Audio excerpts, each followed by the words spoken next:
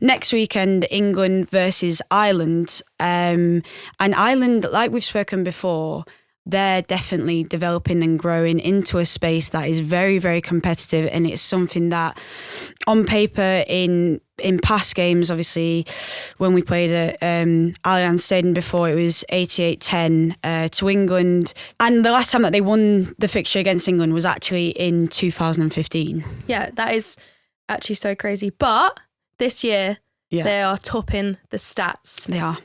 They have the most post-contact meters and in-contact meters, with Aoife Wafer topping the chart, along with Francesca McGee and Anna McGann up there. Anna is also joint top try scorer with Ellie. It is on. She's not scoring when we play her. It's on. So I think actually this is going to be a really important game. It is. It's going to be the important. game that they played Italy last weekend, and they had some very free-flowing rugby. Anna scored a hat-trick as well. Yeah. And I just think that Scott has been doing a really good job with them. Scott Beeman, obviously was our old coach, and he's doing a fantastic job. And I think they look like actually they're really enjoying their rugby. Yeah, I Not agree. to speak upon with on behalf of them, but it looks like that from the outside, right? And they've got a lot of their sevens players playing, which I think is really exciting. Yeah, I agree. They are definitely full of talent, and I think now they're finding a way of using it. I also think that when we play against Ireland now we know that Scott's, the head coach of Ireland, there's that extra bit of competitiveness in me. I don't know for the other people, but in me to be like, right, no, we can't, obviously we never want to be beaten, but like this is extra competitiveness now because Scott's there, and we don't want his new team to beat his old team. No, so never. it's just those like extra edges that you always have. When people look at like England, France, England, Wales, Wales are always like England, the ones that we want to beat. So especially now that Scott's there. There's that extra bit of edge that I think will bring a very entertaining game. Yeah, no, definitely. And I think both forward packs are massive for the game, as well as the breakdown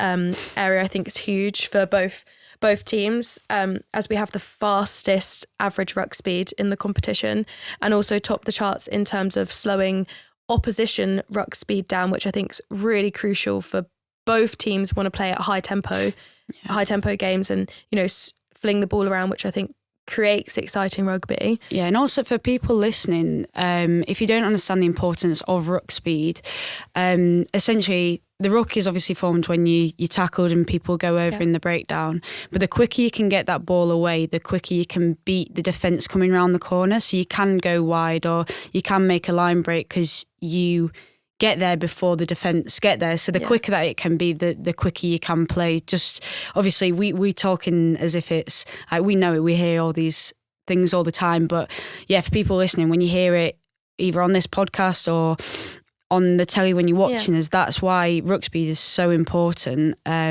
because that's what actually creates tries in space. Yeah, definitely. Another player to look out for is Erin King, who won 15's Breakthrough Player of the Year last year at the World Rugby Awards.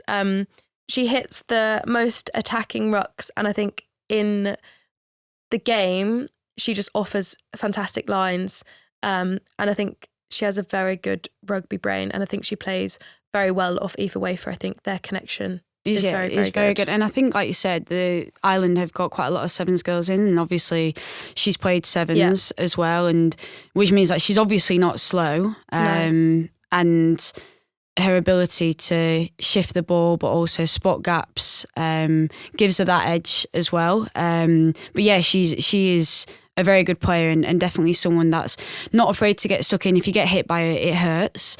And like I said, it's someone that we're going to have to look out for. But, you look at Ireland, we've said a few names now. Aoife Wafer, everyone knows about her from the last tournament. She's been playing incredibly well already in this Six Nations. But, we, like I said, we don't want the wingers to be scoring anymore because I want to stay at the top. But they have a lot of talent, and, Scott has done a good job. Let's just hope he's not done too much of a good job. And we can keep on getting better. And hopefully, if you haven't got your tickets to go out to Ireland to watch, come out. Do you know where it is?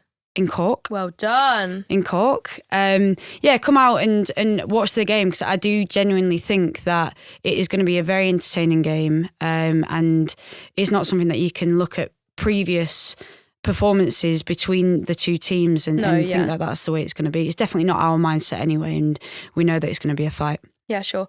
One last super fun fact is that our line out is obviously one of our super strengths, and that isn't something that we can't say, because I think, we are very strong in that area. We have stolen 8 this tournament, twice as many as any other team, and have 100% of our own throw success rate. And all of these super fun facts have come from Opta. So thank you very much for being sharing and caring, so we can get into a real deep dive of our opposition next week. Absolutely.